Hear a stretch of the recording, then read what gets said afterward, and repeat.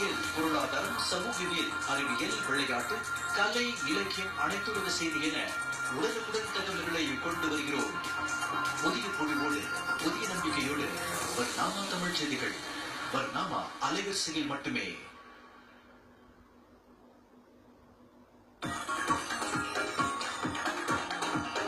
Listen to views of the industry captains. Analyze and examine trends and projections. Gain market insights from subject matter experts. This show every Friday, only on BNC.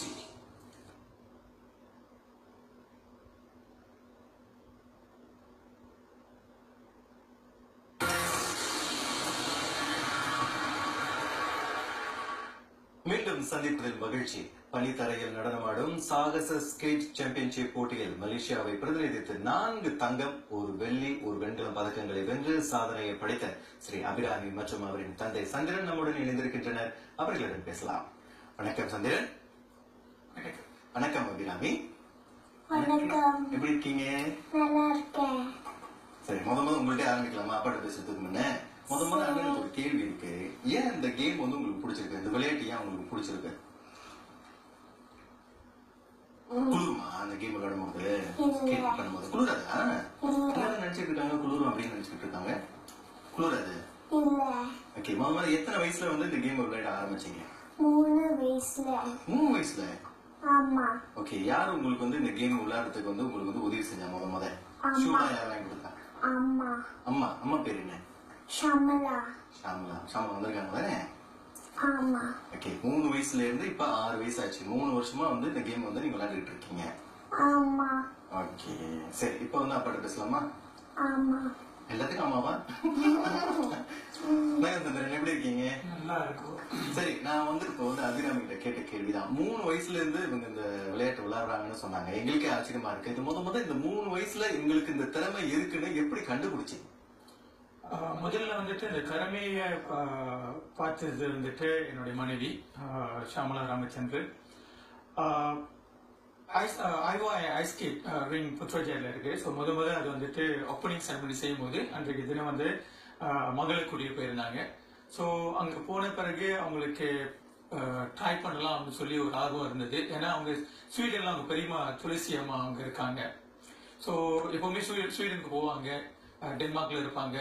So விண்டர்ஸ்லாம் அங்கதான் 3 நாள் இருப்பாங்க. So ஐஸ்னா அவங்களுக்கு ரொம்ப பிடிக்கும். So அந்த அடிப்படையில் அவங்க போனாங்க. அந்த ஐஸோட விளையாடணும் ஒரு ஆர்வம் இருந்தது.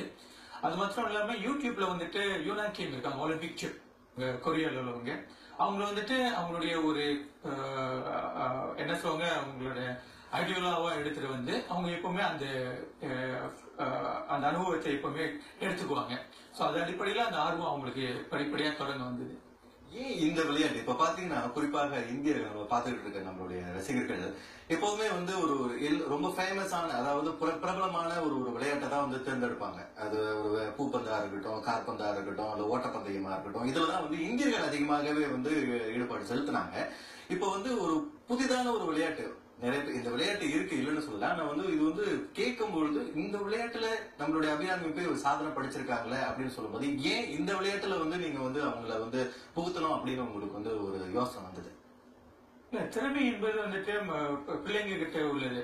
ஒரு பிள்ளைக்கு வந்துட்டு ஆர்வம் இருக்கணும். ஸோ அதை முன்னிட்டு அவங்களுக்கு வந்துட்டு இந்த பனிசறுக்கு விளையாட்டு துறையில அவங்களுக்கு ஆர்வம் இருந்தது கொண்டு நம்ம என்ன செய்தோம்னா அவங்களை தொடர்ந்து இந்த போட்டிகள்ல வந்துட்டு பங்கு பெறதுக்கான ஒரு ஆயத்தம் செய்தோம். ஸோ ஏன்னா சின்ன குழந்தை 3 வயதுல அவங்க காலையில் எழுந்திருக்கணும், ஐஸ்ல போய் இருக்கணும், படிக்கிறதுக்கு ஒரு டைம் இருக்கு. ஸோ இதெல்லாம் வந்துட்டு அவங்க கிட்ட எவ்வளவு தூரம் ஆர்வம் இருக்கு, அதுதான் முக்கியமான ஒரு பங்கு. ஸோ அந்த ஆர்வத்தை இருக்கிறத வந்துட்டு தொடர்ந்து அவங்க கொண்டு போற சேர்க்கிறது ஒரு பெரிய போராட்டம். ஸோ அதுலயும் வந்துட்டு அதோடைய ஆர்வம் வந்துட்டு அவங்க கிட்ட தொடர்ந்து இருக்கிறதுனால ஒரு புதுமையான ஒரு வித்தியாசமான ஒரு போட்டியை வந்துட்டு என்னுடைய குழந்தைக்கு கொடுக்கணும்னு ஒரு எண்ணம் இருந்தது. அதை வந்துட்டு இந்த துறையில வந்துட்டு அவங்களுக்கு ஆர்வம் இருக்கிறதுனால அந்த துறைக்கு கொண்டு போய் சேர்த்திருக்கோம். அபிராமி, குழுவுதா? நீங்க இந்த விளையாட்டு போட்டிலாம் நீங்க வந்து எப்படி உங்களுக்கு குளிராதுன்னு சொன்னீங்க? இன்னைக்கு ரொம்ப குழுவுதுங்க. அப்புறமா அண்ணனுக்கு சொல்லிக் கொடுக்குறீங்களா அந்த விளையாட்டு எப்படி விளையாடணும்னு? சொல்லி கொடுக்குறீங்களா? சரி.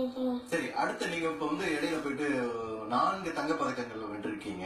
இந்த 4 தங்க பதக்கங்கள் மலேசியாவுக்கு மிகப்பெரிய விஷயத்தை, அதாவது மிகப்பெரிய பெருமையை வந்து மலேசியாவுக்கு தேடி கொடுத்திருக்கீங்க. 4 தங்க பதக்கங்கள் எப்படி இருந்துச்சு? வந்து தங்க பதக்கங்கள் வந்து உங்களுக்கு போடும்போது, இந்த மெடல் வந்து உங்களுக்கு போடும்போது சந்தோஷமா இருந்துச்சு. சந்தோஷமா இருந்துச்சு. இன்னும் அதிகமான போட்டியில கலந்துக்கணும்னு ஆசைப்படுறீங்களா? ஆமா.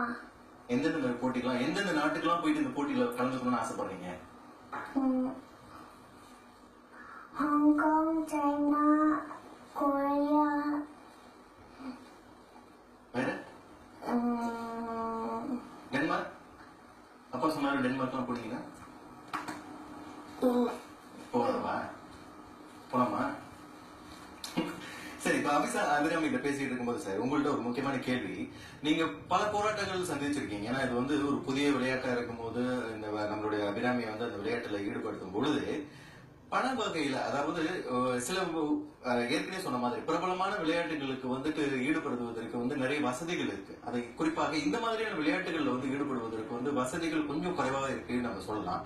அப்ப எந்த மாதிரியான பிரச்சனைகளை வந்து எதிர்நோக்கினீங்க? மலேசியால வந்துட்டு இந்த பனிசறுக்கு போட்டி விளையாட்டுத்துறை வந்துட்டு நீங்க சொன்ன மாதிரி வந்துட்டு ஒரு பாப்புலரான ஈவெண்ட்ஸ் இல்ல. மலேசியாவை பொறுத்த வரைக்கும் சீக்கிரம் 2017 தான் வந்துட்டு முதல் ஃபிங்கர் ஸ்கேட்டிங்கும் ஸ்பீட் ரேஸையும் அறிமுகப்படுத்தினாங்க. ஸோ இது வந்துட்டு மலேசியா வந்துட்டு தனியா ஒரு ரீங் இல்லை. அமேசான்லாம் வந்துட்டு மற்ற போட்டிகளுக்கு பேட்மிண்டன் கோர்ட் இருக்கும், ஸ்பேஸ் இருக்கும், எல்லாத்துலயும் தனித்தனியா ஒரு அரங்கம் இருக்கும். ஆனா நம்மளுக்காக எந்த ஒரு அரங்கமும் அதாவது ஸ்கேட் ஃபிங்கர் ஸ்கேட்டர்ஸ்க்கோ இல்லை ஸ்பீட் ரேசஸ்க்கோ தனி அரங்கம் எதுவுமே இல்லை.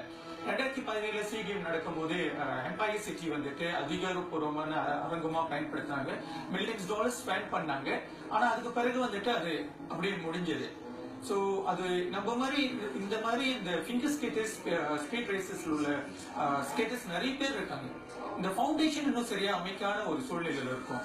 சோ இது வந்துட்டு இதுக்கு பிறகாவது இந்த அரசாங்கம் வந்துட்டு நிச்சயமா ஒரு மாற்றங்களை கொண்டு வரணும். அதாவது சும்மா போட்டியிலிருந்து இதை உருவாக்குனாங்க அப்படின்னா இன்னைக்கு வந்துட்டு நம்ம நாட்டிலே பிரதிநிதித்து ஒலிம்பிக் வின்டர் ஒலிம்பிக் போன முதல் மலேசியன் வந்துட்டு ஜூலியன் இ பிப்ரவரி மாதம் 2017 ஒரு பெரிய விஷயம், பெருமைக்குரிய விஷயம்.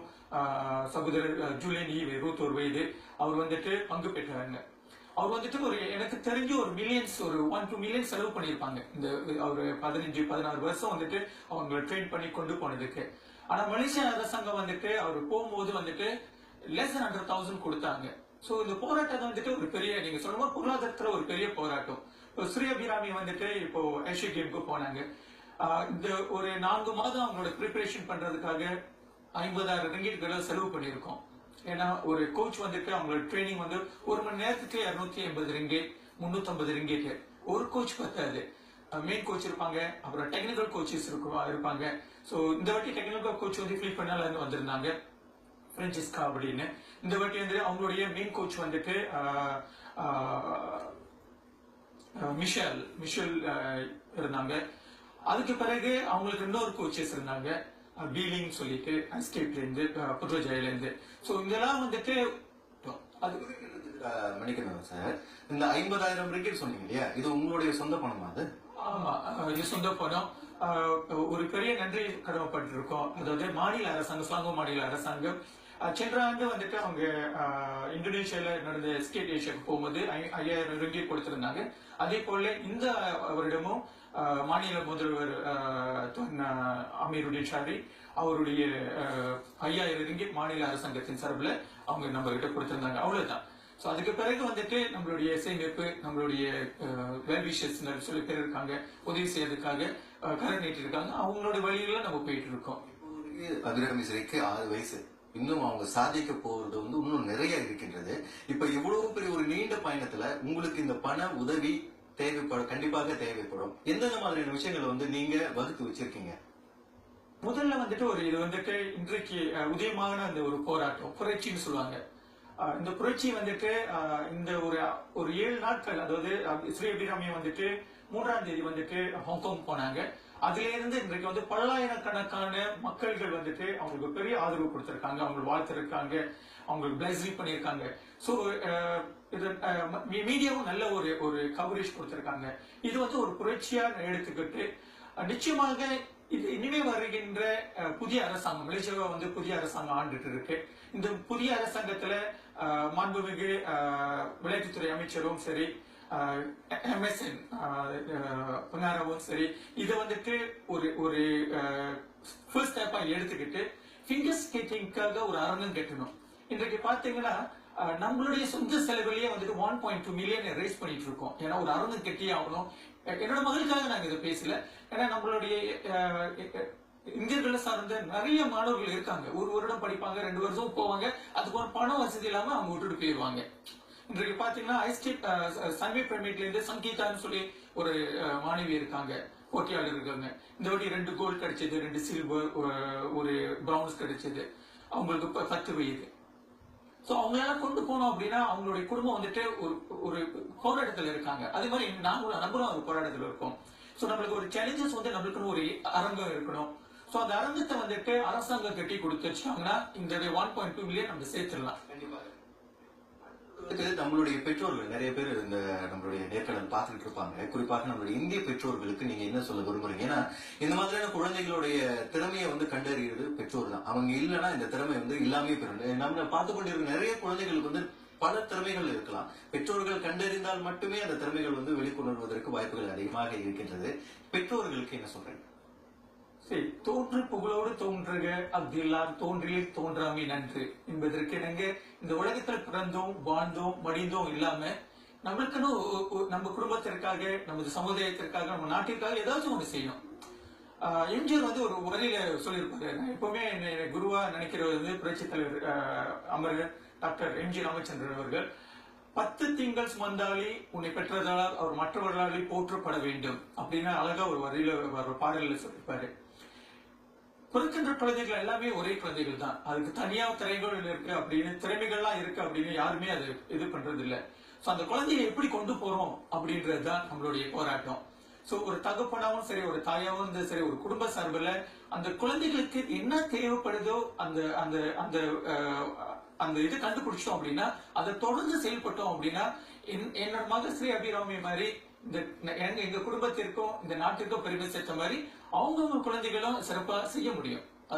ரொம்ப அழகா சொன்னீங்க. நல்ல உதாரணம் எடுத்துக்காட்டி எங்களுக்கு பல விஷயங்களை எங்களோட பகிர்ந்து கொண்டீங்க. அபிராமி ஸ்ரீ, இன்னும் பல போட்டிகளுக்கு நீங்க சென்று இன்னும் பல தங்க பதக்கங்களை வாங்கி நாட்டிற்கும் எங்களுக்கும் நீங்கள் பெருமை சேர்க்க வேண்டும் என்று கேட்டுக்கொண்டு, இந்த நேரத்தில் நமது நேரடி ஒளிபரப்பு அறைக்கு நீங்க வந்து நேரடியாக பல முக்கியமான தகவலை பகிர்ந்து கொண்டீங்க. குறிப்பாக இந்த நேர்காணல் பார்த்துக் கொண்டிருக்கிறவர்களுக்கு மிகவும் பயனுள்ளதாக இருக்கும் என்ற நம்பிக்கையுடன் அவருக்கு நன்றி கூறி, இவ்வாறு நேர்காணல் பெற்றோர்களுக்கு பயனுள்ளதாக அமைந்திருக்கும் என்ற நம்பிக்கையுடன் அடுத்த வாரம் மற்றொரு தலைப்புடன் சந்திப்போம். இத்துடன் இன்றைய பரிணாம தமிழ் செய்திகள் ஒரு நிறைவை அடைகின்றன. ஆக கடைசியான தகவல்களுக்கு எங்களுக்கு இன்ஸ்டாகிராம் மற்றும் ட்விட்டரை காண்பதுடன் எங்களின் யூடியூப் அலைவரிசையையும் வழங்குவார்கள். நான் சுப்பிரமணியம். நன்றி, வணக்கம். அனைத்து